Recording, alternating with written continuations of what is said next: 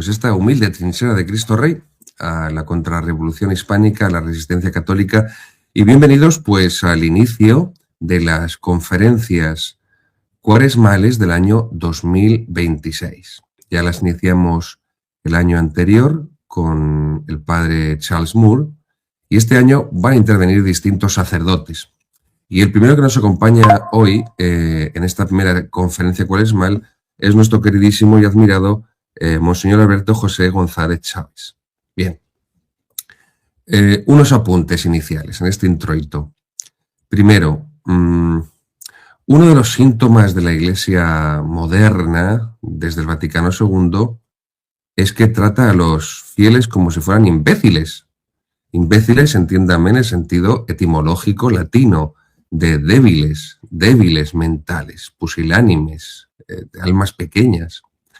Nosotros en Tectón queremos tratar a los fieles no como débiles mentales, no infantilizándoles como críos, o adolescentilizándoles como adolescentes perpetuos con el síndrome de Peter Pan, sino como adultos, como personas adultas que quieren conocer a Jesucristo cada vez más, a su Santísima Madre, a la Iglesia, y que por eso estas conferencias cuaresmales, como siempre han tenido en la tradición de la Iglesia, las conferencias cuaresmales buscan alimentar el alma y buscan alimentar también nuestro entendimiento, nuestra inteligencia.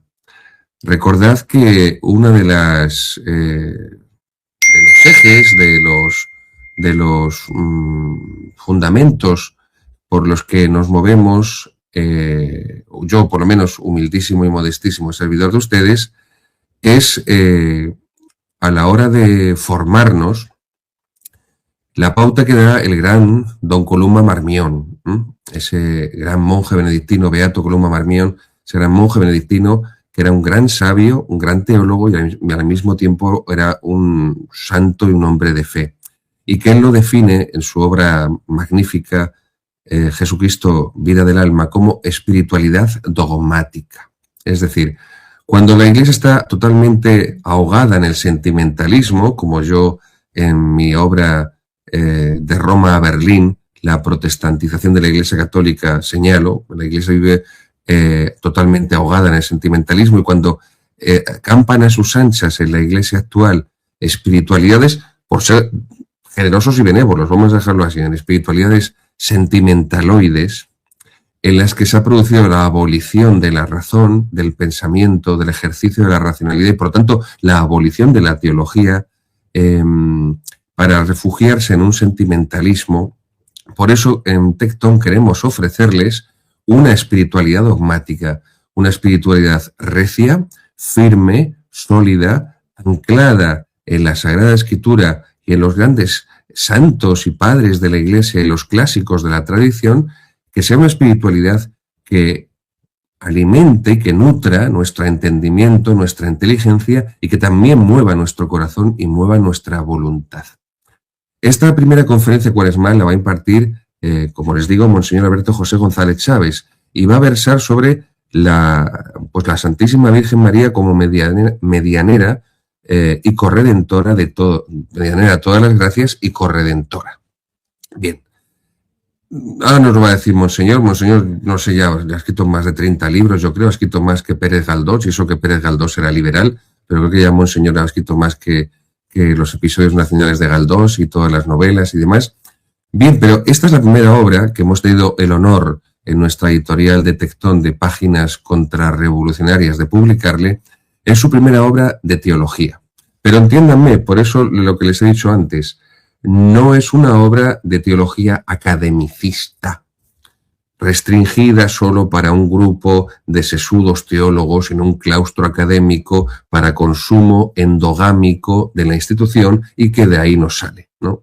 Eso no es esta obra de Monseñor Alberto José González Chávez, María Medianera y Corredentora, sino que es una obra de teología, pero de teología espiritual.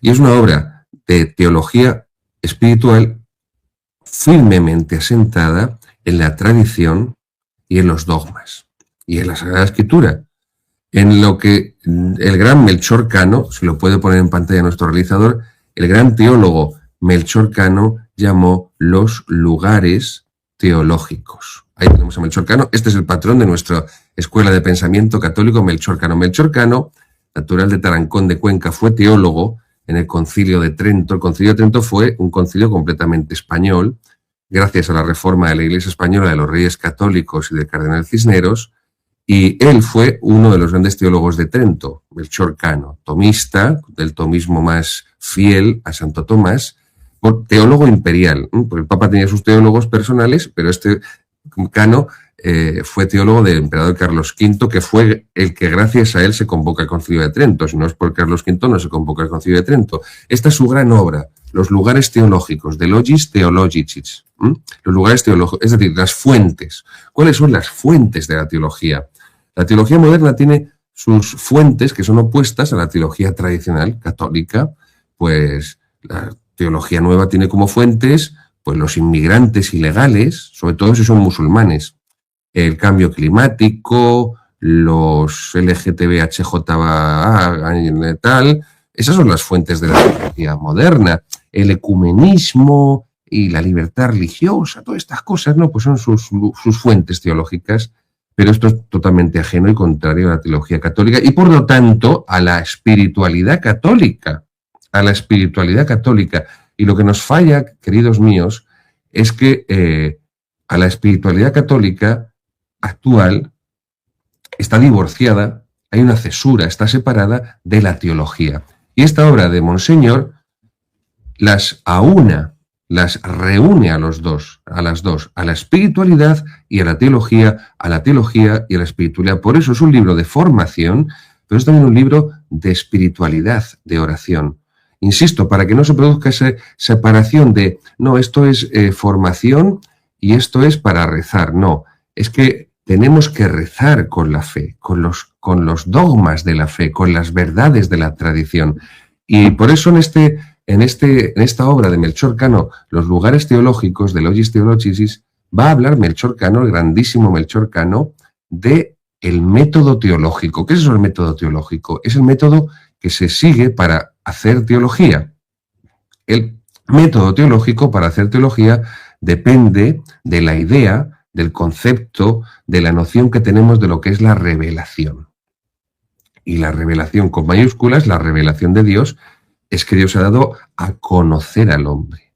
Por eso la única religión verdadera es la católica, porque es la única revelada. La religión de Mahoma es falsa, porque Alá no es una revelación de Dios. Y los amiguetes judíos son una religión falsa, porque han negado al Hijo de Dios, Jesucristo, han negado al Espíritu Santo, han negado que Dios sea Padre, han negado a la Santísima Trinidad. El judaísmo, que niega a Cristo, es una falsa religión, porque el verdadero judaísmo es el que reconoce a Cristo y se hacen cristianos. Por eso la Iglesia es el nuevo pueblo de Israel, el nuevo pueblo de Israel. Luego, tengamos esto presente, queridos míos. Lo que hace Monseñor Alberto José González Chávez en esta obra es seguir el método teológico tradicional de la revelación. Aquí tienen el enlace para comprarlo en la descripción. La revelación de Dios, que Dios nos ha dado a conocer, eso conlleva un contenido de verdades. Un contenido de verdades. La fe no es un sentimiento. La fe no es un sentimiento, es una virtud intelectual. Una virtud teologal, sobrenatural, intelectual. Está en el intelecto, en la inteligencia del hombre. Que tiene que mover a la voluntad, por supuesto. Bien. Y que la voluntad mueve el entendimiento al sentar esas verdades, como dice Santo Tomás de Aquino, la definición de verdad de la Suma Teológica, de acuerdo. Pero no reduzcamos, como hacen los protestantes y como hacen los sentimentaloides estos neopentecostales que tenemos en la Iglesia actual, a reducir la fe a sentimiento, porque eso es puro modernismo, puro protestantismo y es la puerta abierta para acabar yéndote de la Iglesia Católica o siendo otra cosa, aunque permanezcas dentro. Pues esta obra sobre la Santísima Virgen María, sobre su mediación universal, sobre su corredención de Monseñor Alberto José González Chávez, tiene esa noción de método teológico que conlleva ese contenido de verdades doctrinales. Y por eso el método teológico tradicional, que es el que él sigue aquí, tiene una especial atención por el argumento de autoridad. ¿Qué es esto del argumento de autoridad? Pues cómo la tradición, los antiguos, nos han transmitido ese contenido doctrinal de verdad. Eso es la tradición y el testimonio unánime de la tradición. Lo vamos a ver ahora con Monseñor. Su obra recoge pormenorizadamente ese testimonio unánime de siglos y siglos y siglos de la tradición católica que reconoce a la Santísima Virgen María como medianera de todas las gracias y corredentora. Y esto es lo que San Vicente de Lerins, en su comonitorio, va a definir como la tradición, lo que ha sido creído por todos, siempre y en todas partes. Lo que ha sido creído por todos, siempre y en todas partes. Este es el testimonio unánime de la tradición que aquí lo plasma Monseñor respecto, insisto, a la mediación universal de la Santísima Virgen María y su papel de corredentora. Luego, el contenido de verdades doctrinales de la revelación que se nos transmite a través de la tradición de la Iglesia, ese contenido de verdad es un contenido racional. Insisto, porque la fe es racional, no es sentimental. Y como es racional, se puede reflexionar sobre ella desde la fe, por supuesto, evidentemente. Se puede y se debe, esa es la labor de la teología, reflexionar sobre ella para profundizar sobre ella. Y es lo que atestigua, pues, esta obra de Monseñor. No vamos hoy a la conferencia cuaresmal a presentar su libro. No es una entrevista para presentar un libro como he hecho tantas cientos y no sé cuántas más de ellas en tantos canales. No, él nos va a explicar estas verdades, pero evidentemente con su obra, con el trabajo tan profundo y tan importante y tan decisivo que ha hecho de fondo, para que ustedes puedan después ir a esta obra. Después de esta conferencia cuaresmal, puedan adquirir esta obra, ir tranquilamente o en su casa o delante del Señor, en el Santísimo Sacramento del altar, pues ustedes puedan leer, meditar, profundizar, asimilar y orar, rezar con estas verdades de la fe católica en torno a la Santísima Virgen María, Madre de Dios y Madre nuestra.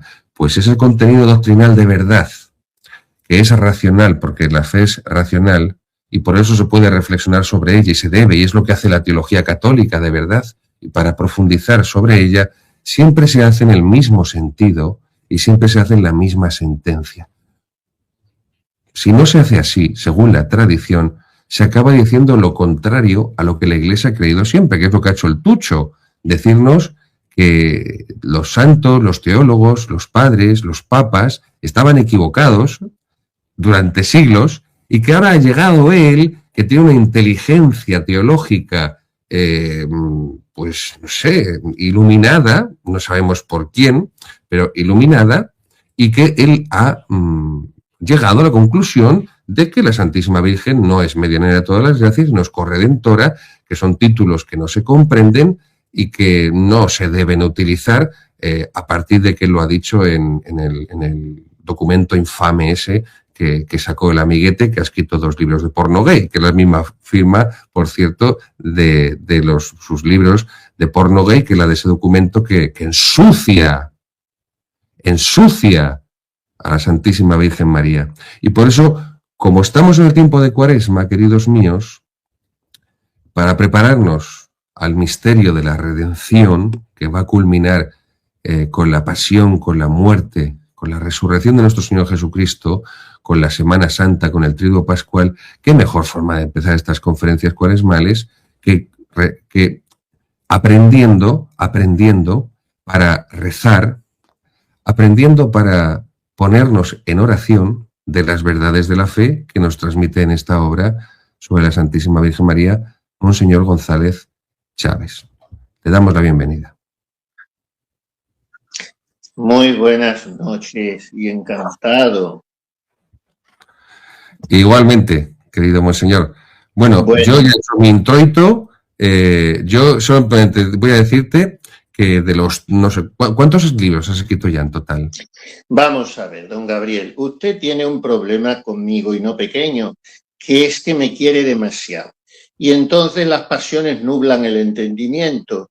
Yo he escrito, sí, no sé, porque no llevo la cuenta. Ya cuando pasé de los 20 ya no la llevo, de verdad que no. Deben ser cerca de 30 quizá, pero vamos, entre todos no hacen un cuentecito de don Benito el Garbancero, del que soy admirador superlativo, porque me encanta la literatura realista del 19, los autores naturalistas españoles del 19 me encantan por su inteligentísimo anticlericalismo, muy bien fundamentado. Entonces, un Valera, bueno, Blasco Ibáñez es un poco más escabroso, pero un Clarín, y no, a Pardo Bazán tampoco tanto, pero un Galdós me encanta mucho más que, por ejemplo, Pereda, que sería el nuestro, el tradicionalista. Pero yo en el seminario leí todo Galdós, menos los episodios nacionales, que confieso que he leído 3 o 4 de los, me parece, 47 que son. Los que sí he leído casi todos son los episodios nacionales de don Ricardo de la Cierva, a quien conocí y todo.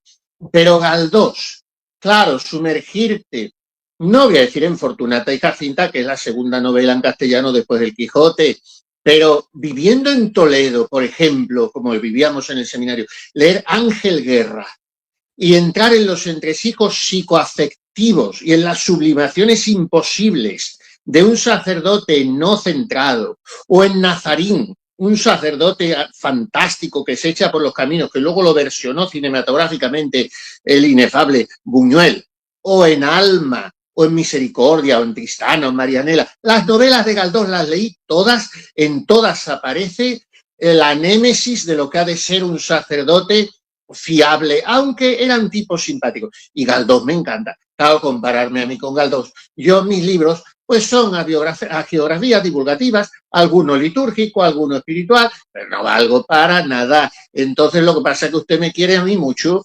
Te he dicho lo de Galdós porque sé que perfectamente que te gusta mucho y lo he leído mucho. Pero a lo que quería ir es que esta obra es propiamente la primera que escribes estrictamente teológica. Eso es verdad.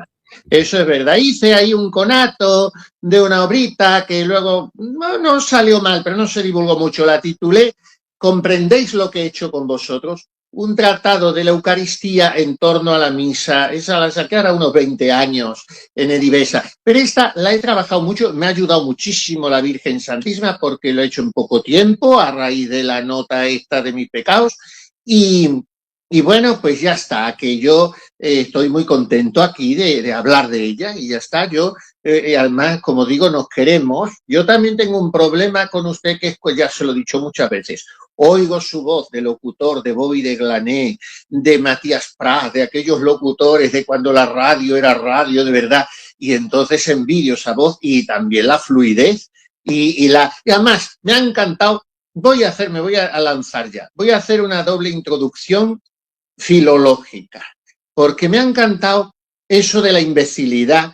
Me ha recordado, efectivamente, a mí me dan una pena los fieles de hoy, porque se les trata como a retrasados mentales, no diré como a niños siquiera, porque los niños son más perspicaces para decir este es tonto, este es un payaso, pero es una minusvaloración, un insulto tal a la inteligencia en el mundo de hoy. Pero lo que más me preocupa es que el fiel de hoy busca eso, hambrea ese nivel meramente sentimental, tan blandengue, tan afeminado, y entonces me recordaba eso de imbecilidad. Una frase, no me acuerdo de qué epístola es, de San Pablo, la leemos en una capítula de sexta o de nona, no me acuerdo, y dice más o menos la Vulgata: nos autem fortes imbecilitates infirmiores portare debemos, más o menos. Nosotros los fuertes debemos llevar las imbecilidades de los más enfermos. O sea, eso etimológicamente, las debilidades. Y no es que nosotros seamos los fuertes y ellos los débiles, sino que tenemos que pedir prestada la fortaleza, como dice otro salmo, toda nuestra fortaleza es prestada, pedir prestada la fortaleza a nuestro Señor, el don del Espíritu Santo, fortaleza, para ayudar a los que son hasta ahora inducidamente débiles, imbéciles en sentido etimológico, a pensar porque el problema de hoy es metafísico y es intelectual. Y entonces, en este mismo sentido, pues yo estoy muy contento de dar esta conferencia cuaresmal, que el fundador, director y factotum y todo de este canal, ya una vez que hablamos nosotros, me dijo, bueno, pues tal día la charla cuaresmal. Dije, no, por favor, yo no doy charlas, porque eso sería ser un charlista. Y es lo mínimo que se despacha en el campo de la oratoria, ¿no? Yo puedo hacer una oración fúnebre, un panegírico, una homilía, una meditación, un fervorín, un sermón, una plática, lo que sea, pero todo menos charla. Charla la tengo con un amigo cuando después de comer tomamos el café con leche o la copa de coñac o no tomamos nada y nos vamos a pasear. Pero ¿por qué conferencia cuaresmal? Que tampoco es palabra española, porque entre los diversos formatos del amplio abanico oratorio, que hoy está muy reducido, hoy me ha mandado mi becario del clero un cursillo de oratoria. Digo, pero será posible que me mande a mí un cursillo de oratoria según está el mercado al uso hoy. Pero en fin, te mandan lo que les mandan a ellos. Bueno, total. Pero esta palabra conferencia, que no era muy usada en el ámbito eclesiástico, sino en el ámbito profano, pues una conferencia sobre el anticlericalismo de Galdós, por ejemplo, una conferencia sobre la evolución de las especies del eucalipto en la zona de Doñana. Bueno, pues una conferencia. Pero una conferencia en este caso, ¿por qué se decía conferencia cuaresmal? Que es un formato que se pone de moda pues más o menos hace un siglo, no llega al siglo. ¿Por qué? Porque no es un sermón donde el sacerdote se subía al púlpito, tampoco era una homilía dentro de una misa que apenas se hacía, eso es nuevo, y tampoco era una plática más o menos de un retiro, de unos ejercicios, sino algo independiente, donde se daba vueltas a una idea. Y esto es la etimología propia de conferencia. Las dos veces que San Lucas dice de la Santísima Virgen que meditaba en su corazón, y ahora como está todo mal traducido, pero en la Vulgata dice conferens in corde suo, dando vueltas, confiriendo, que es un verbo culto arcaico español. Conferir algo es ponderarlo, madurarlo, reflexionarlo, reflectir, que diría nuestro padre San Ignacio. Pues conferir. Bueno, pues eso es lo que vamos a hacer, conferir sobre un tema en el cual ya me introduzco, que es María corredentora. Y voy a arrancar con otra que sería petulancia si yo no confesara que lo he estado mirando y buscando, porque con el latín me manejo aceptablemente, pero tengo el pesar de no manejarme ni en el griego ni en el hebreo, que serían dos lenguas que tendríamos que los sacerdotes saber, como decía Santa Teresita, que hubiera estudiado a fondo si hubiera sido sacerdote. Entonces, yo rezo muchas veces el de profundis, lo rezo todos los días, cuando acabo vísperas, antes del responso por los difuntos, pues el de profundis por los difuntos y después el responso nel recorderis, peccata mea Domine, etc. Entonces el Salmo 119, en otras versiones el 130, que es el de profundis, dice, copiosa apud eum redemptio. Copiosa apud eum redemptio. Ese apud, que es, puede ser junto a, o puede ser como en el prólogo de San Juan, que es el último evangelio de la misa, y empieza, in principio erat verbum, et verbum erat apud Deum. Y ese apud, en ese caso de San Juan, está tomado del griego, y no es tanto el verbo estaba junto a Dios, sino sería el verbo estaba cara a Dios, vuelto a Dios, que es lo propio de la segunda persona de la Santísima Trinidad, el ser eternamente no creado, sino engendrado y estar como rebotando, digamos, entre comillas, esa filiación deleitosa a la paternidad de Dios. Bueno, pues está cara a Dios, abismado, embelesado el Padre y el Hijo, y de ahí brota la llamarada del Espíritu Santo. Bueno, pues en el De Profundis se dice igual, copiosa apud eum redemptio. Yo siempre me he preguntado por ese apud, porque en español le decimos, y en él está la redención copiosa, en él. Pero el apud es junto a o frente a. Total, que me he tomado el pequeño trabajo, un gustosísimo trabajo, de buscarlo en el hebreo. Y entonces, a ver si lo puedo recordar. Dice, arbe immo pedut. Arbe, abundantísima, excesiva, copiosísima.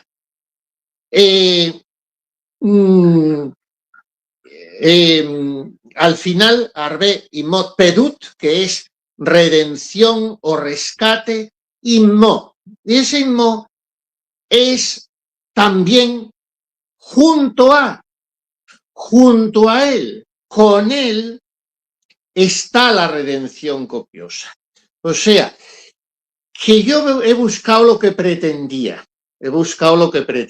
porque dice, he encontrado lo que buscaba. Dice San Juan de la Cruz en uno de sus dichos de luz y amor, buscad leyendo y abriros han meditando, buscad orando y abriros han contemplando.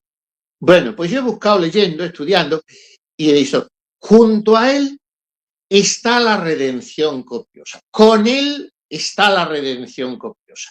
Esa partícula hebrea que luego vierte así San Jerónimo al latín, apud, resulta que me encuentro yo que cada vez que rezo el De Profundis, al menos a mí me sirve como aplicación piadosa, vengan después todos los exegetas, escrituristas formados en el método histórico crítico modernista a decir lo que les dé la gana y yo me iré a acostar.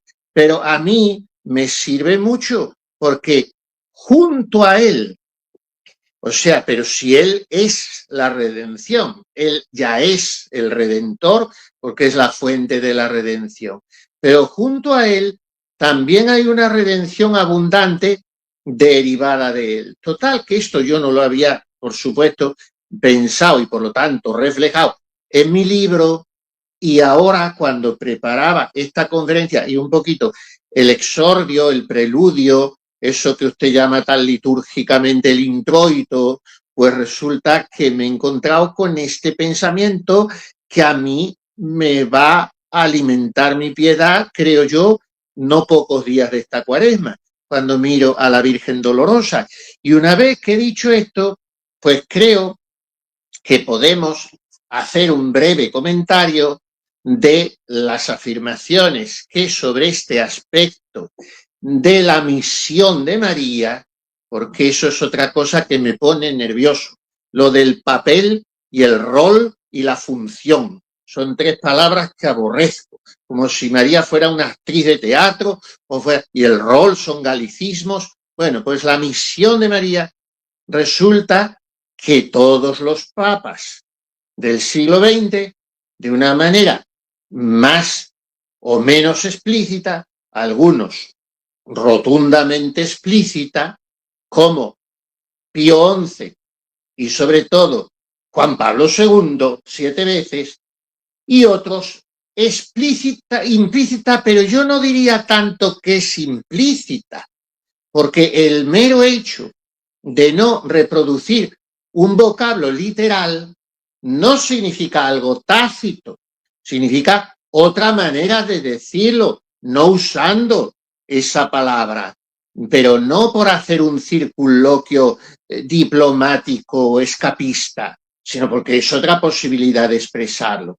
Cuando León XIII llama a María Santísima nuestra mediadora, la reparadora del mundo entero, yo creo que está siendo más contundente que si la llamara corredentora, porque la está llamando, está hablando de María como un sujeto agente en sí mismo, reparadora del mundo entero.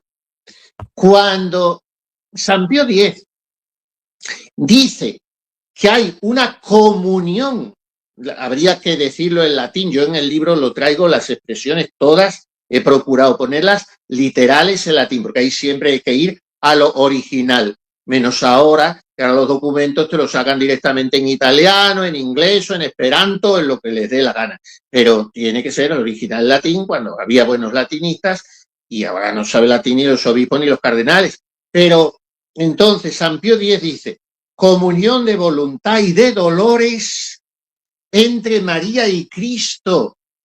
Aquí hay mucha enjundia, porque ¿qué dolores son esos? Porque María no está sufriendo los mismos dolores que Cristo. Él está a lo alto de la cruz, ella está abajo, o sea que no está crucificada.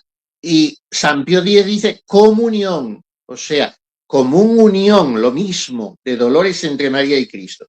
Ahora viene Benedicto XV, tampoco usa la palabra corredentora, pero a mi modo de ver es todavía más fuerte, porque dice que María redimió al género humano juntamente con Cristo.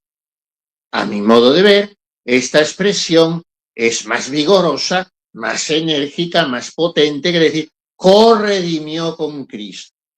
Porque claro, ese co-redimir hay que explicarlo en latín, no en español. Yo soy coautor de un libro. Pues a lo mejor he escrito menos o más o todo que los otros, pero ante la gente figuramos en par igual. Bueno, hemos escrito los 3 o los 4 o los 2 ese libro. Pero el latín no significa eso. Significa el que ha estado al lado de otro. Cuando ese otro realizaba la acción, él. Pero tenía un ayudante, un asistente, un auxiliar. Bien, bueno, pues decir María corredimió con Cristo, pues suaviza, atenúa, no cabe duda, y pone las cosas en su justa medida, si vamos a la etimología en latín.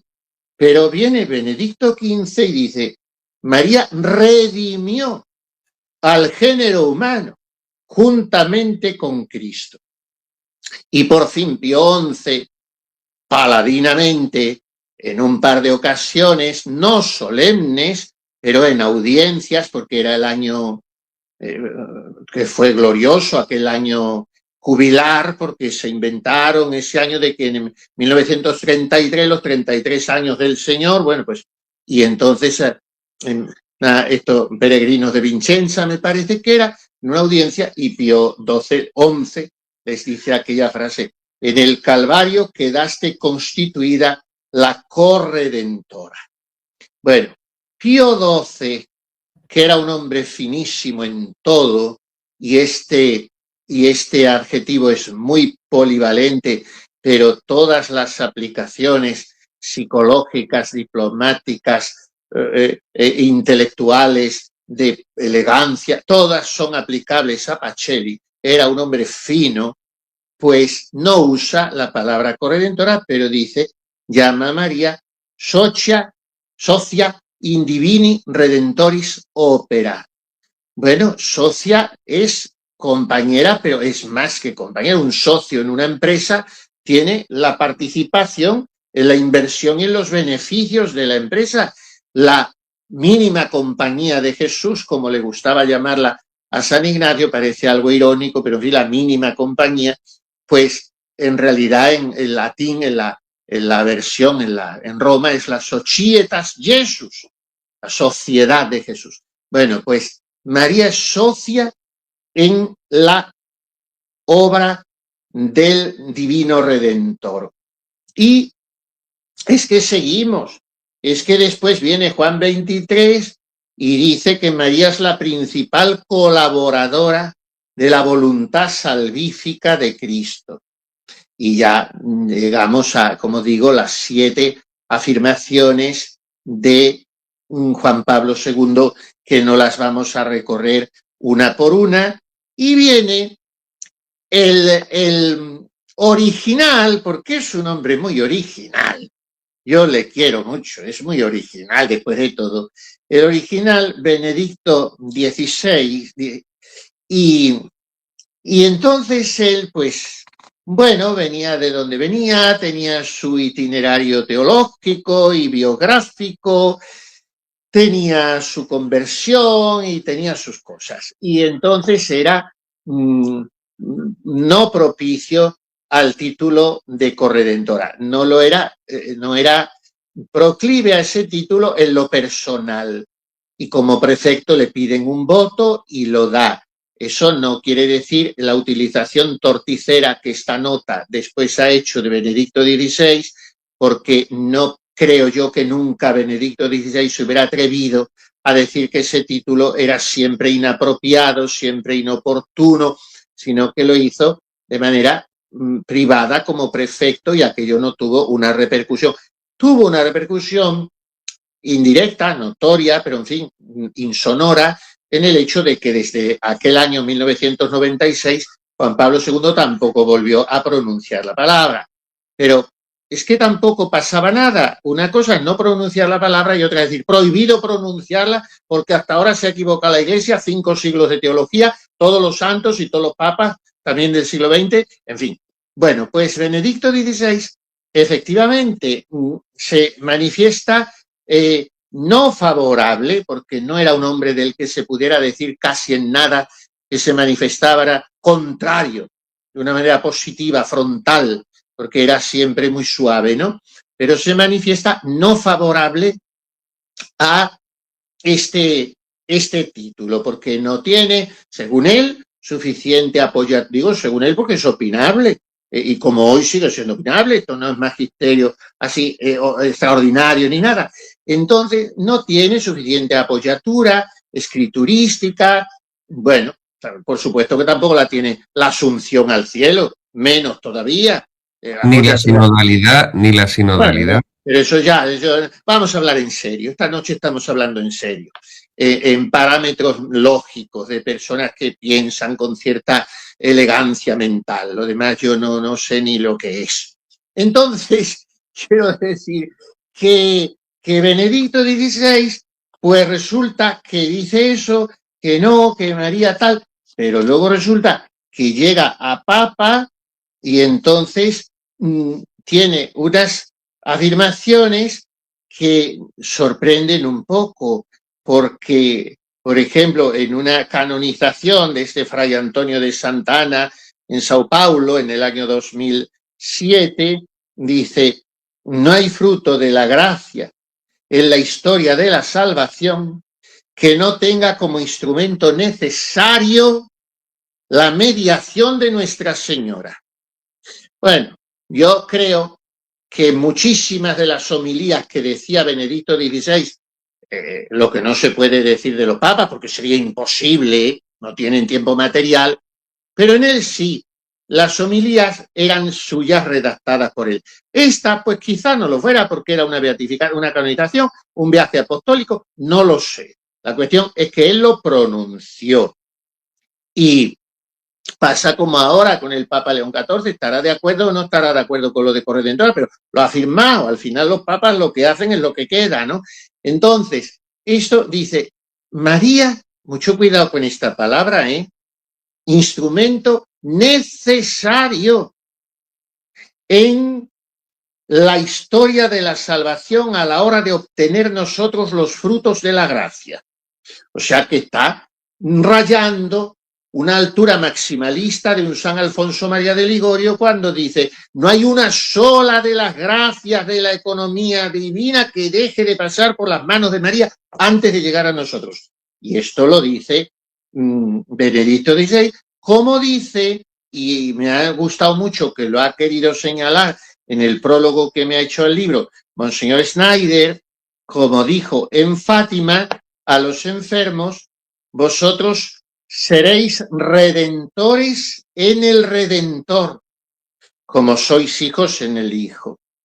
Junto a la cruz está la Madre de Jesús, nuestra Madre. Entonces, si un enfermo de Fátima, de Portugal o de la Patagonia es redentor en el Redentor, pues mucho más lo es María Bueno, ¿a dónde vamos con todo esto en la Cuaresma? Voy a dar otro salto. En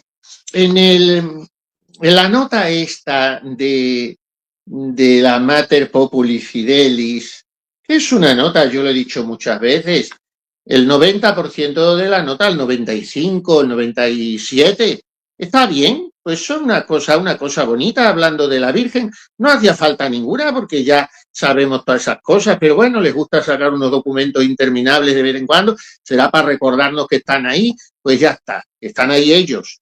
Bueno, pues sale la nota con 100 y pico citas y tal, y la Virgen es madre del pueblo fiel y cosas muy bonitas porque todo lo que sea escuchar cosas de la Virgen es muy bonito, muy reconfortante y muy alimenticio para nuestra piedad y de María nunquam satis.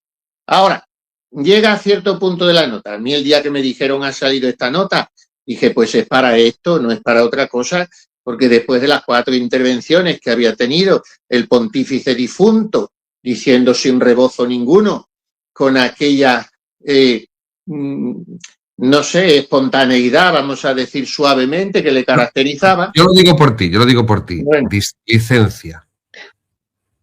Sí, en fin, vamos a no epitetar. Bueno, la cuestión es que dijo 4 veces, así con aquella cosa, que no, que eran tonteras, de esos argentinismos con los que nos teníamos que desayunar cada día, y que eran, en fin, que siempre estábamos todos equivocados con aquel dedo acusador y tal.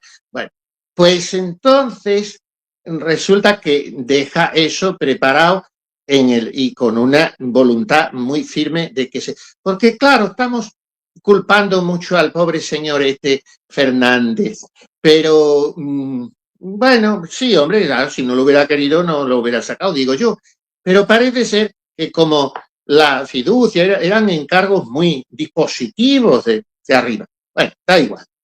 La cuestión es que sale esa nota y yo digo, pues esto es para decir fuera corredentora.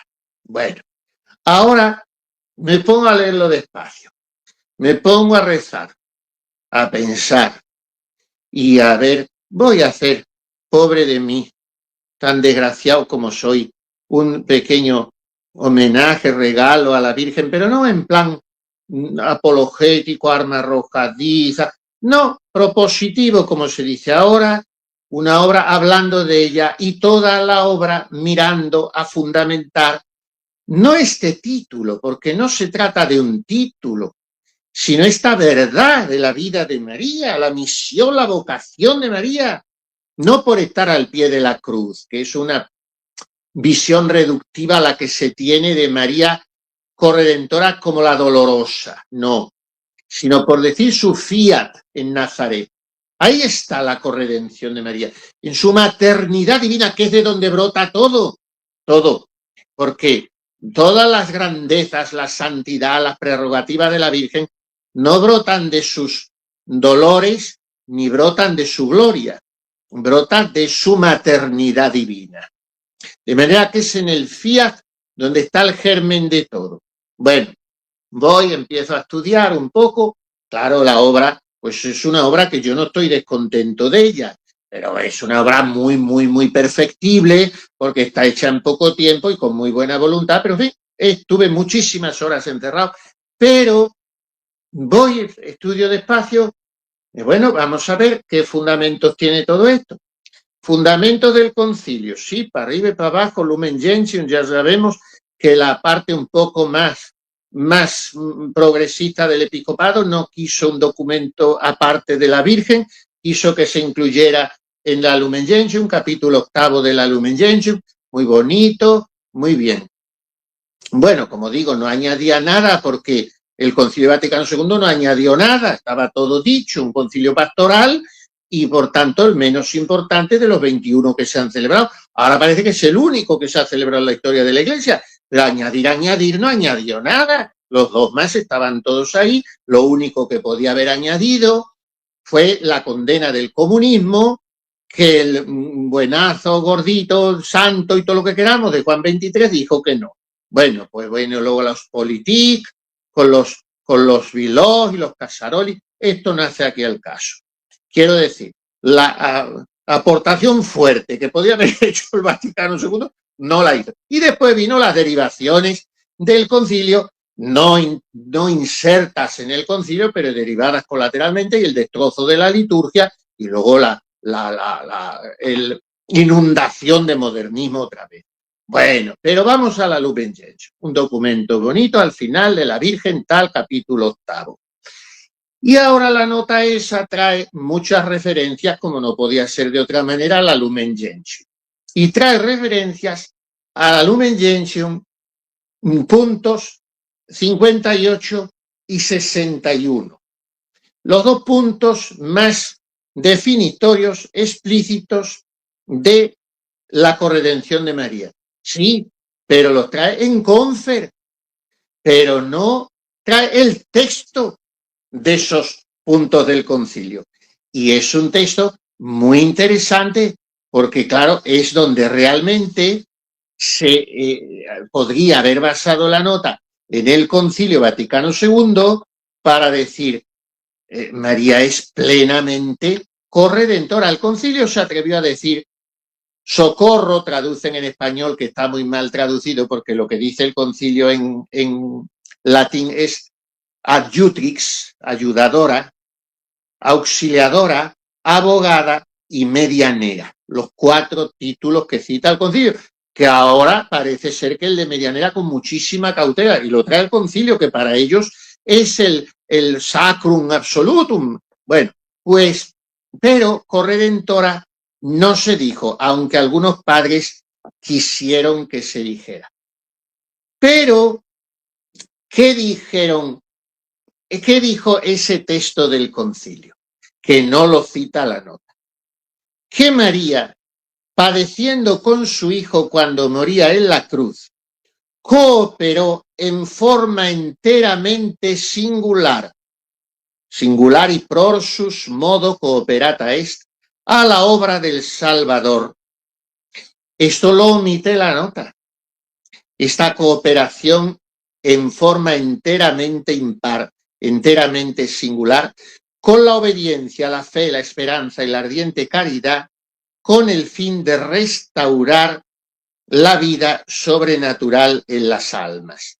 Bueno, pero es que hay otra omisión todavía más notoria en el documento, y es Lumen Gentium 58. Dice el concilio que María se mantuvo fielmente su unión con el Hijo hasta la cruz, junto a la cual, no sin designio divino, se mantuvo erguida, stabat, sufriendo profundamente con su unigénito y asociándose con entrañas de madre a su sacrificio, consintiendo amorosamente en la inmolación de la víctima que ella misma había engendrado. Estas palabras del Concilio Vaticano II no las reproduce la nota, cuando son las palabras que expresan la verdad profunda de la asociación materna de la Inmaculada al sacrificio del Redentor. Entonces resulta muy difícil justificar que un documento dedicado precisamente a la cooperación de María en la redención no cite en ninguna de sus 197 notas las líneas más autorizadas que la Iglesia posee en esta materia. Pero quiero seguir, y vamos terminando, por otra omisión. Yo dedico aquí un capítulo un epígrafe, un apartado en el capítulo más atrevido del libro, que no es el del repaso escriturístico, dogmático por la historia de los concilios y de los santos y de los papas, no son los 2 capítulos de explicación teológica, análisis dogmático sobre los títulos de corredentora y medianera y abogada y madre espiritual, no, sino es el título de valoración, análisis, evaluación, examen, estudio de la nota, partiendo del sorpresivo y desconcertante magisterio, también en el campo mariano, de Francisco. Pero entonces pongo aquí un apartado. Doble omisión. Aparte del recorte del Vaticano II que ya acabo de señalar muy someramente. Ahí en el libro lo explico más larga, despaciosa y exhaustivamente. Pero pongo doble omisión. Y claro, esto llama muchísimo la atención. La primera me la hizo notar un gran mariólogo de fama internacional con el que tuve ocasión de tratar, porque trato muy frecuentemente con él, para escribir este libro, pero no por el libro, sino que yo hablo con él. Y le he pedido consejo mucho porque hay que ir, como decía Santa Teresa, a los letrados. Yo lo soy, pero bueno, no en todo. Cada uno tenemos las letras que tenemos. ¿Quién tiene todas las letras? Pues hay que ir al que tiene más dominio en algunas letras del abecedario y dejarse aconsejar y asesorar. Bueno, y este sacerdote, muy mayor, muy docto y muy virtuoso, me dijo, pero ¿te has fijado en que no aparece Colosenses 1:24, que es lo fundamental, es la base escriturística también para este tema, que es, sí, aparece en un confer, otra vez, en un confer, o sea, se alude, pero no se reproduce. Claro, si se alude el que lee aquello a que se alude, no lo sabe, no está reproduciendo la literalidad. Entonces, ¿pero para qué se alude? Atención, ahora diré cuál es la cita. Se alude de una manera, pues vamos a decir indulgentemente, muy sesgada, para apoyar las intervenciones de Francisco negando la corredención y para preparar la descalificación del título de corredentora en el número 22, porque el confer de la cita que estoy diciendo está en el número 21. ¿Cuáles son las palabras de San Pablo en Colosenses 1:24? Ahora me alegro de mis padecimientos por vosotros y completo en mi carne lo que falta a los sufrimientos de Cristo en beneficio de su cuerpo, que es la Iglesia. Esta cita, como sabemos, ha dado mucho que pensar, más que discutir y harta tinta que correr, porque no es una insinuación paulina a insuficiencia en modo alguno en la obra redentora de Cristo, que es perfecta, plena, bastantísima, sino que el apóstol anuncia un misterio sorprendente, que el Redentor ha querido asociar a los redimidos a su acto redentor por un designio de amor gratuito y purísimo, no por necesidad. De manera que Cristo no nos invita a mirar su cruz desde lejos, sino a participar en ella. Y lo que falta a sus padecimientos no es un valor expiatorio consumado. Tetelestai, todo está consumado, dice él en la cruz, Juan 19:30. No es que falte que se consume su redención. Lo que falta es la aplicación histórica, concreta, existencial de esa redención a los miembros de su cuerpo. De manera que la redención objetiva es obra exclusiva de Cristo y está hecha para siempre. Pero la redención subjetiva, que este es el motivo del promultis en la consagración, la sangre se derrama por todos, sí, pero por muchos, porque todos no la aceptan. Entonces, la redención subjetiva, la comunicación de la gracia de Cristo en la historia, se realiza por voluntad divina con la cooperación libre y voluntaria de los hijos de la Iglesia. Y así todos participamos, completando, entre comillas, si le queremos poner, lo que falta a la pasión, es decir, dejando que esa pasión del Señor fructifique en nosotros, y se pueden traer también citas, Romanos 8:17, 2 Corintios, Gálatas, en fin, no me alargo. Esto lo explicaba magistralmente, como todo, en esa encíclica que es un monumento de eclesiología de la que tiene un esquema muy interesante hecho rollo Marín en la teología de perfección cristiana, Pío XII, en la Mystici Corporis Christi, explicaba esta frase de San Pablo largamente. Le dedico una página, más de una página casi, en mi libro. Bueno, esto no aparece en la nota Mater Populi Fidelis.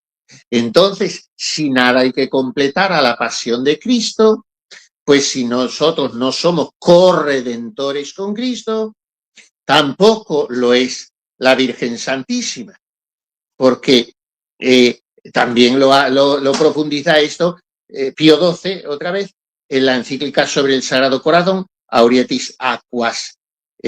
Dice que el sacrificio de la cruz presenta una satisfacción sobreabundante e infinita, y nosotros podemos prolongar en el mundo sus efectos. Primera, Colosenses 1:24. Esto es lo único que cita Mater Populi Fidelis, así, de medio lado, pero no cita la literalidad de las palabras de San Pablo. Primera omisión. Segunda omisión. Esta ya la descubrí yo un poco, vamos, esto no hay que descubrir nada porque está todo descubierto. Pero leyendo tanta cosa y eso, yo voy a ver cómo trata la corredención, porque realmente nos dejó un magisterio muy rico, tan rico que era inabarcable y no se leen durante sobre el terreno cuando un papa produce tanto, lo lees después al cabo de los años. Pero yo era seminarista con Juan Pablo II y me gustaba leer las encíclicas y documentos que sacaba y los tenía subrayados todos, y ese lo leí en su momento, pero francamente se me había olvidado. Tengo la idea global, pero era una exhortación apostólica muy rica para la pastoral con los enfermos, para el mundo del sufrimiento, del dolor, pero como hoy no se habla de la cruz, se abomina de la cruz, todo lo que hay que hacer es ser muy felices y tomarse cervezas delante del Santísimo, y aquí viva la Pepa de Puerto Real, pues no se habla de la cruz, y sin cruz no hay cristianismo, y con un dolorismo obsesivo es enfermizo, pero sin cruz no hay cristianismo. Entonces, la Salvifici Doloris, esa exhortación apostólica de Juan Pablo II, pues hace un tratado en el número 24 también, el mismo versículo que el de San Pablo, un tratado sobre el sufrir con Cristo, corredimir con Cristo, glosando esa cita de San Pablo a los colosenses. No lo leo porque es muy largo. Esto está en la página 200 y 201 del libro. Bueno, aterrizo ya. Cuaresma. Ayuno, oración, limosna. Siempre lo mismo. Empieza la cuaresma porque el trípode de la cuaresma, y se hacen los dibujitos y los manda la gente por WhatsApp, y el miércoles de ceniza, todo muy bonito. Y todos, si son dibujitos animados de niños, mejor, porque como digo, es todo muy pueril, muy infantilón, muy blandito, y eso te da un poquito el sentido. Hoy no se mandan grabados de Durero, ni cuadros clásicos. Por eso yo quise poner esta portada en mi libro, seria, tenebrista, oscura, trascendente como el Greco, pero todavía más, de Morales el Divino. Yo no quiero estampas beatas, ni dulzarronas, ni coloristas, ni aparicionistas. Todo eso me pone de muy mal humor. Entonces, tenemos nuestros Murillos, nuestros Ribaltas, nuestros Riveras, nuestros Grecos, por hablar solo de España. Bueno, pues entonces, cuaresma, oración, limosna, ayuno. Bueno, y lo explicamos, y dibujitos, y venga, y lo otro, y parece que estamos descubriendo el Mediterráneo todos los años, el miércoles de ceniza, con el dichoso trípode de la cuaresma. Bueno, yo no sé hoy cómo va eso, porque hoy no ayuna nadie. Hoy lo del ayuno es una palabra porque hasta el Papa saca los mensajes de cuaresma, y de ayunar de palabras hirientes. Bueno, eso hay que ayunar todo el año, ya lo sabemos, pero ayuno es cerrar el pico, y no ayuna nadie. Y dice dejar el cigarrito, el alcohol y la comida. Bueno. Limosna. Bueno, vamos a torcer el mohín, porque lo de la limosna no quiero tampoco investigarlo. Y la oración, yo no sé quién hace media hora de oración mental, ni una visita al Santísimo porque las iglesias están cerradas. No sé, ni quién reza el rosario en familia, no lo sé. Entonces tampoco sé qué oración es. Pero bueno, digamos que la gente hace oración, hace ayuno y hace limosna. De acuerdo. No me vale para nada, porque al final la Cuaresma, el padre, yo he escrito su biografía también, es un hombre sensacional y hace mucho bien a los curas. Esa de la biografía mía que ha hecho mucho bien a los sacerdotes, era un fiera, como aquellos misioneros populares jesuitas que eran máquinas, se machacaban por hablar del corazón de Jesús, enamorar a la gente. El beato Tiburcio Arnaiz. Bueno, pues fue a no sé qué pueblo, porque se paseaba, pateó toda Andalucía por misionarla, sobre todo Málaga, y no sé a qué pueblo, y había el párroco del pueblo, era un Ponce de León, luego se metió jesuita también él, el cura aquel, y estaban cenando, pues nada, lo que cenaban las judías verdes rehogadas, o como mucho si había una tortilla de francesa, como mucho, y estaban cenando, y ya el padre Arnaiz se retiró, y cuando se iba retirando ese cura, que debería de tener el hombre, inquietudes espirituales, santidad sacerdotal, como decía el otro. Yo cuando me ordené soñaba con que podía ser cardenal. Al cabo de unos años, como eso iba pasando ya bastante tiempo, pensé que, bueno, que a lo mejor me hacían obispo. Como se pasaba también el tiempo y no era obispo, pensé que a lo mejor el obispo se acordaba de mí y me hacía canónigo. Se pasaba el tiempo, tampoco era canónigo. Bueno, pues a ver si me hace párroco, porque entonces no eran ni párrocos hasta de...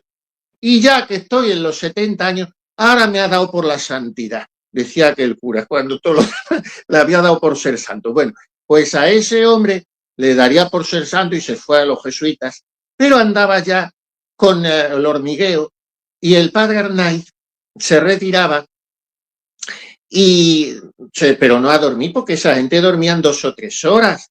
Lo que pasa como el breviario entonces, pues, y ahora los que lo rezamos, era 1 hora y pico, pues si no le había dado tiempo tenía que cumplir el breviario y todo antes. Bueno, la cosa es que se retira y antes de que cierre la puerta le dice el cura, padre, un momento, padre Arnaiz, una cosa, le quiero yo decir, mire usted, yo quiero ser santo. ¿Qué tengo que hacer? Y el padre Arnaiz, que era un castellano viejo vallisoletano, seco y recto y verdadero, sin detenerse ni mirarlo, cuando va cerrando la puerta antes de dar el portazo, le dice por 3 veces, mortifíquese usted, mortifíquese usted, mortifíquese usted. Bueno, ahí está la receta de la santidad. Ahí está la receta de la santidad. Que una niña de 9 años que ofreció su vida por hazaña, porque ella veía todos los rojos y todos los indios personificados en hazaña que mataron a su padre y eran familia de José Antonio, primo de Rivera la Madre, esta niña María del Carmen, González Valerio y Sáez de Heredia. Sáez de Heredia, el segundo de José Antonio. Bueno, Mari Carmen, venerable, muerta con 9 años porque a los 6 hizo la comunión. Ahora, como no les dan la comunión hasta los 14, bueno, pues entonces dejó escrito una libretita, 4 cosas y media, y una decía, para ser santo hay que chincharse. Hay que chincharse. O dejar que los otros te chinchen, porque ya te viene dado. Entonces, a mí me parecen muy bien los cuadritos esos de dibujitos del niño, de oración, ayuno y limosna. Sí, pero tendrás que mortificar tus pasiones. Tendrás que arrancar las raíces de tus defectos dominantes. Estos días he estado dando yo unas pláticas sobre las cautelas de San Juan de la Cruz. Ahí está, contra el mundo, el demonio y la carne. Eso es el santo. Lo demás son músicas celestiales. Porque sí, yo puedo limosna en forma de voluntariado, que es como se lleva ahora. Voy a ayudar a las hermanitas a dar de comer a los ancianos o voy a repartir al banco de alimentos que me puede servir hasta de pasatiempo. Bueno, yo no quito su mérito, pero en fin, si luego no mortificas tu voluntad, no rindes tu juicio, no te callas, entonces para ser santo hay que mortificarse. ¿A dónde quiero llevar esto? A que así, mortificándose, que es llevar en el cuerpo la muerte de Cristo, como dice San Pablo, es como somos corredentores con Cristo y cómo estamos cooperando a su pasión, nosotros, gusanillos de tan mal olor que diría Santa Teresa, que vamos a añadir a su pasión. Pero lo mío no lo pone nadie, no lo puso ni él, siendo Dios. La colaboración que yo tengo que poner no la pone nadie, esa es mía. Y esa parte de mortificación tengo que ponerla. Y eso es la Cuaresma. ¿Quién me enseña a ponerla? La Virgen Santísima. No haciendo nada más que lo que tuvo que hacer en cada momento de su vida, porque lo grande, grande, grande le llegó en el Calvario. Vamos, le habían llegado cosas grandes, porque dar a luz en un pesebre, huir a Egipto y todo eso, pero luego fueron pues 30 años ahí de oscuridad, del terrible cotidiano, de la rutina ofrecida, de la entrega en el servicio, del silencio sonriente, de la oración en familia, de la dulzura femenina, maternal, y ya está. No le decía a José y a Jesús, ahora tengo que ir a una asamblea sinodal de la parroquia, ahora tengo que rezar laudes con las bienaventuradas de turno, ahora tengo que hablar con el cura fulanito. No, no, no, no. La Virgen en su casa, con su esposo y con su hijo, haciéndoles bien la comida, que sería una papillita de maíz, porque no tendrían ni carne ni cosa que le pareciera, teniéndolo todo muy limpio. Eso es la corredención. Si caían malos, que no caían porque no podían caer, San José no lo sé, pero Nuestro Señor y la Virgen no, porque no tenían pecado original, no pudieron estar enfermos nunca, pero de cansancio, de frío, de hambre, de agotamiento, eso sí. Eso sí. Bueno, pues eso, ofrecérselo todo al Señor. La pobreza en que vivían, pobreza suma, el trabajo, en fin, la corredención es eso, que luego llega un momento álgido de la vida, clave, en que te toca subir al Calvario, o como digo, te suben a empujones, pues vamos al Calvario. Pero primero, que el Calvario no se improvisa de un día para otro sin haber estado acostumbrado a la calle de la amargura. Y segundo, que el Calvario no me lo construyo yo, porque hay muchos Calvarios que no son de Cristo.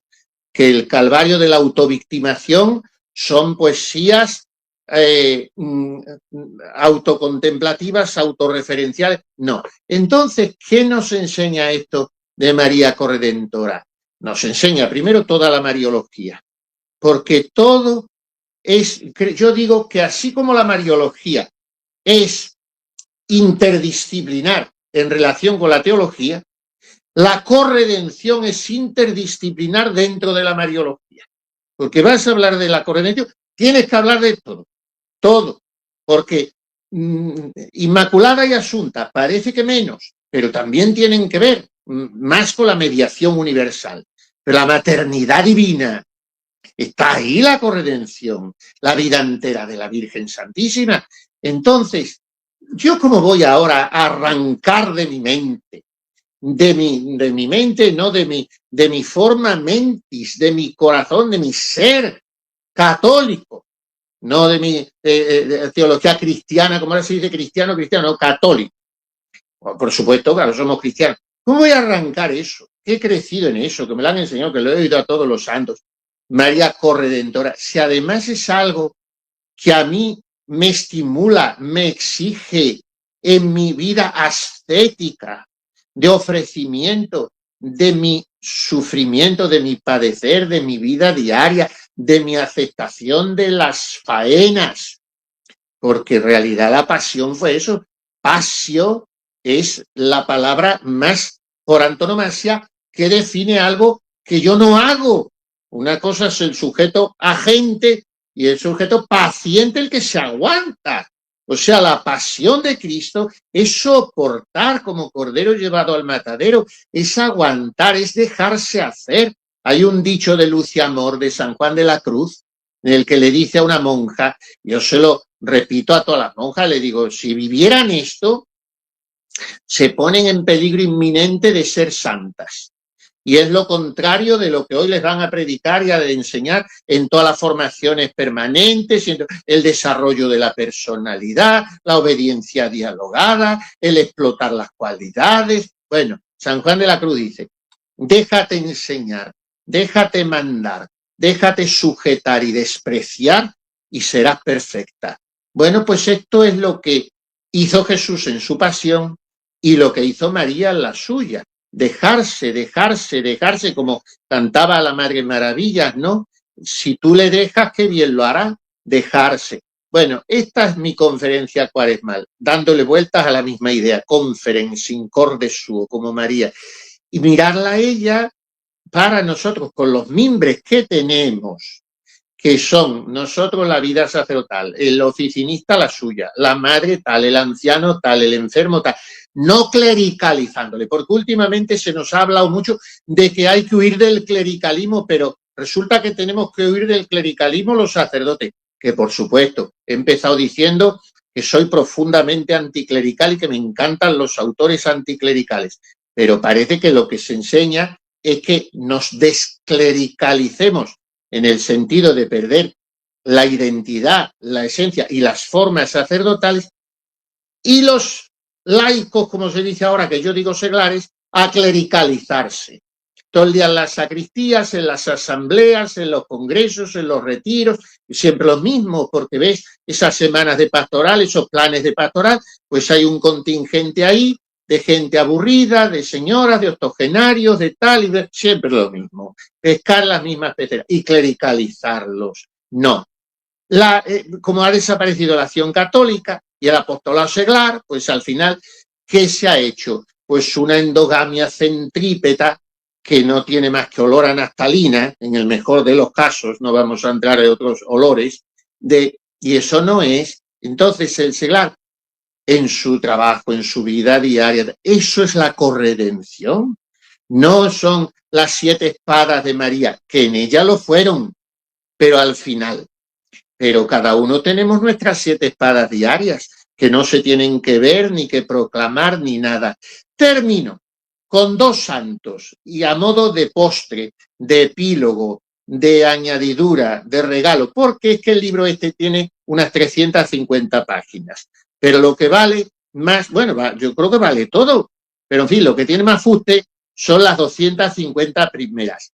Y las últimas 100, pues he tenido yo el capricho un poco más a modo de, no diré de adorno, pero en fin, de añadidura más sabrosa, digamos así, de presentar cómo han vivido esto los santos. Y he puesto, pues, más o menos una treintena de santos, y entonces quiero traer 2, porque hoy estamos en febrero, estamos en febrero, no me acuerdo ya el día, pero el 27 de febrero hay un santo que a mí me encanta, vamos, me encantan todos los santos por puro egoísmo. Yo soy muy amigo de los ángeles, de los santos todos, por eso escribo sobre ellos, y de las ánimas benditas del purgatorio, porque como yo ir al cielo directo no lo voy a tener muy fácil, aunque llevo el escapulario del Carmen y he hecho los 9 primeros viernes, pero hay que tener a toda esa gente de amigos para que luego tiren de nosotros y le hablen bien de nosotros a nuestro Señor, además de lo que le hablará la Virgen Santísima y San Miguel y San José bendito en el juicio. Pero los santos hay que quererlos mucho, y estos 2 santos, pues yo les quiero mucho desde niño casi, y tengo preparado, como tantos libros tengo preparados para meterlos en el horno, pero antes hay que pulirlos mucho y no tengo tiempo, un libro también de Santa Gema Galgani, que he pensado que son dentro de 2 años los 150 años de su muerte. Bueno, pues Santa Gema yo he leído todo sobre ella, una figura psicológicamente muy peculiar, pero he puesto aquí entre las añadiduras de estos santos, Santa Gema, pero antes un muchacho simpaticísimo que es San Gabriel de la Dolorosa, que celebramos ahora su fiesta el 27 de febrero. Entonces, San Gabriel de la Dolorosa, que era pues un muchacho que vivió 24 años, tuvo su novia, y Santa Gema 25, tuvo su novia, y en una procesión en Asís, porque él era de Asís, pues Francesco se llamaba, pues vio pasar a la Virgen y se convirtió, dejó todo, bueno, total. La familia lo llevó mal porque el padre era un abogado de mucha nombradía y todo. Bueno, que se hizo pasionista, que eran muy serios entonces los pasionistas en su vida de austeridad, de todo. Y este muchacho estaba absolutamente chiflado por la Virgen. Y se le ocurrió escribir, que yo digo, ¿cuánta sangre no se tendría que sacar de pinchazos que se hiciera? Porque lo escribió con su sangre, un credo mariano, el símbolo mariano que le llamó él, que era muy largo.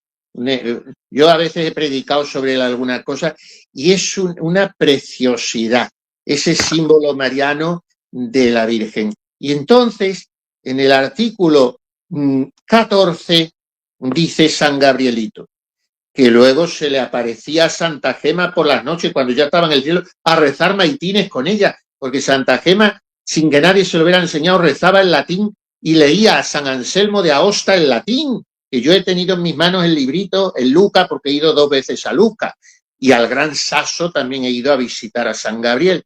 Bueno, total. ¿Qué dice en el artículo 14? San Gabriel. A María.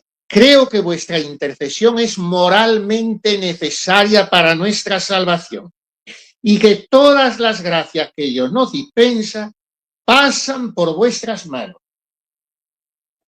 y que todas las misericordias concedidas a los hombres han venido por medio vuestro y que nadie entra en el cielo si no pasa por vos como por la puerta.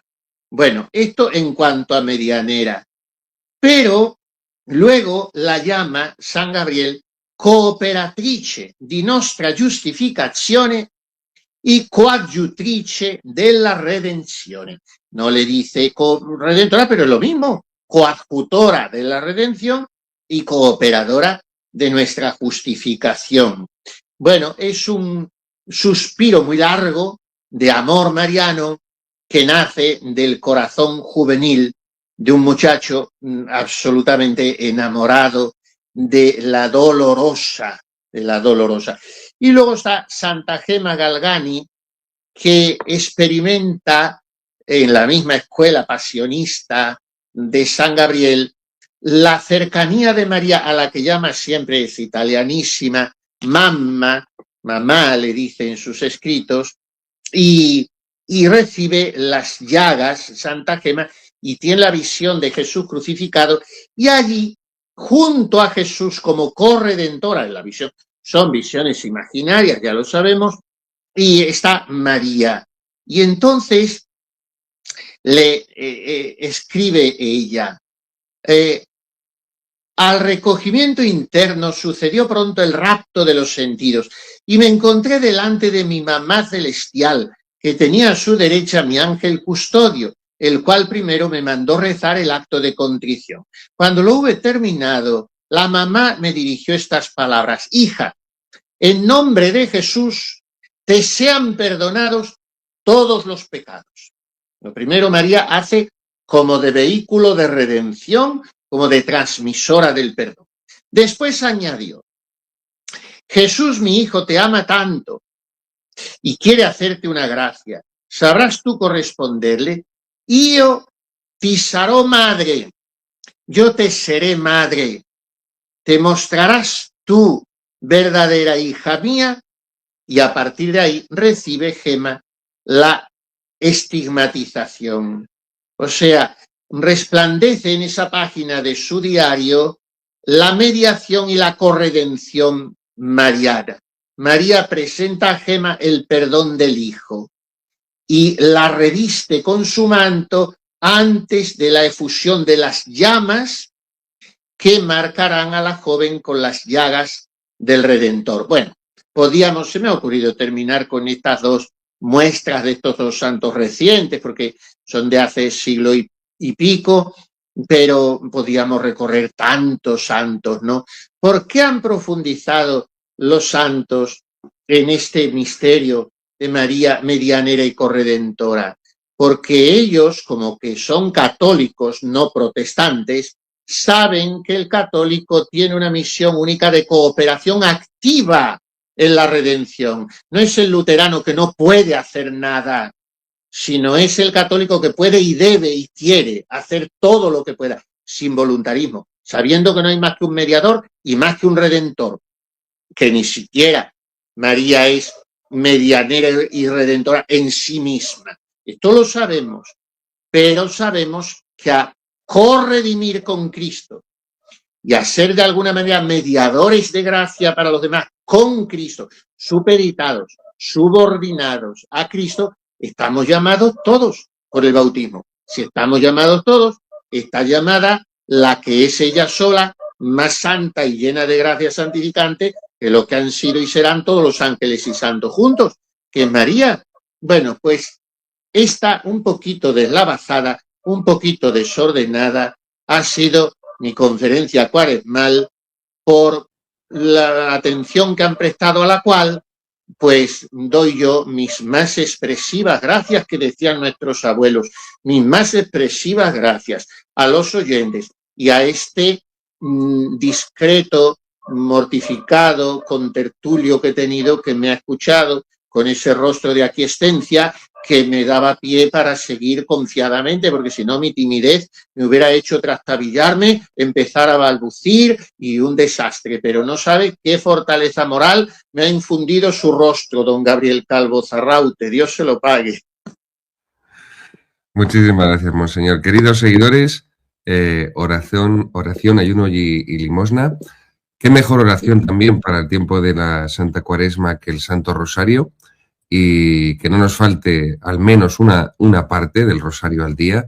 Y si, pues miren, pues qué mejor el tiempo de Cuaresma, de mayor oración para que recemos las 3 partes del rosario. Vamos a dejar a un lado los luminosos, vamos a centrarnos en los de siempre, gozosos, dolorosos y gloriosos. Pues es un propósito estupendo para esta Cuaresma vivida con la Santísima Virgen María, el que recemos diariamente las 3 partes del rosario, o al menos las que nos sean posibles. Si no, algún día no podemos 3, 2, y si algún día solo nos quedamos en una, pero que tengamos ese propósito de que sea una Cuaresma especialmente centrada en la oración mariana predilecta de la Madre de Dios, que es el rosario.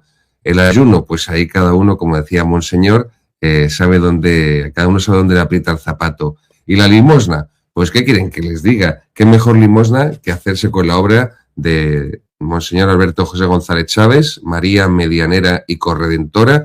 Saben, si están en España, que la pueden adquirir en Wallapop, mejor, porque les llega la que nosotros, la editorial de Páginas Contrarrevolucionarias, que es nuestra editorial de Tectón, es la que nosotros editamos. Entonces la edición es mejor y por el mismo precio. Y si están fuera de España, de la península, y quieren pedirla por Amazon, pues no hay ningún problema. Lo único que llega a la edición de Amazon, que es más gualtrapera. Y aquí tienen el enlace de compra en la descripción. El libro de Monseñor es un libro de libros. Él ha sido, bueno, pues como es una conferencia cuaresmal, como les decía al comienzo, y no es una entrevista sobre el libro propiamente, sino que es como la música de fondo de la enseñanza sobre la corredención mariana. Es un libro de libros en el cual Monseñor va desgranando todos los fundamentos teológicos de la devoción a la Santísima Virgen María, Madre de Dios, y son los fundamentos teológicos a la devoción, como os decía antes, porque es lo que no nos puede faltar.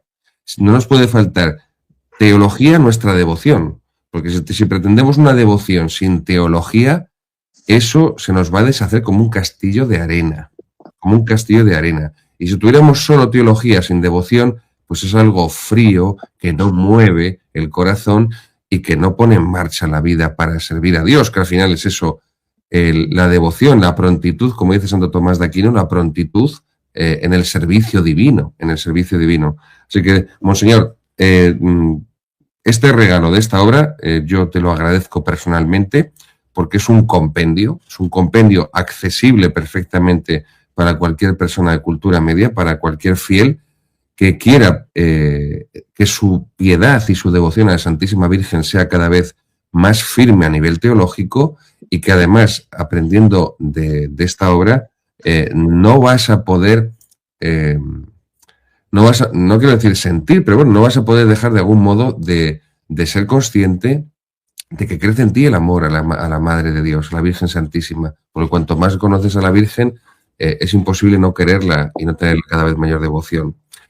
Así que, queridos amigos, Nos veremos, Dios mediante, en la próxima conferencia cuaresmal. Le agradecemos a Monseñor por su enseñanza y terminamos con su bendición, por favor. Pues muchísimas gracias de nuevo y ya está todo dicho, que el mundo está muy mal, la Iglesia está muy mal, pero nosotros estamos muy bien porque al fin mi Inmaculado Corazón triunfará, ha dicho la Virgen, y entonces estamos con su promesa. Vamos, la Iglesia está muy mal, la Iglesia está siempre bien porque es la esposa de Jesucristo, pero las cosas en la Iglesia están, yo creo que peor que nunca, y en el mundo no digamos nada, nuestra pobre España echa unos zorros. Bueno, pero la Virgen nos va a salvar, yo estoy convencido de eso.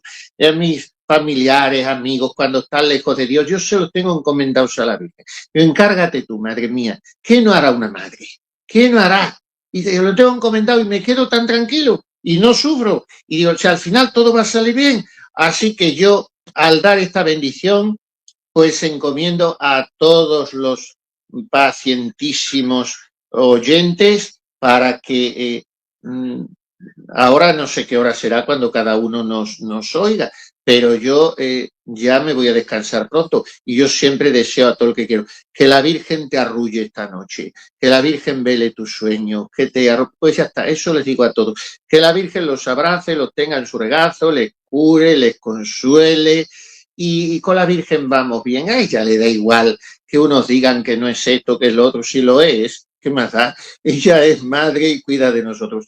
Así que yo en su corazón inmaculado, que triunfará, y en su corazón doloroso, que sufre con nosotros místicamente, les doy a todos la bendición, in nomine Patris et Filii et Spiritus Sancti, amén. Y viva Cristo Rey, y viva María Corredentora.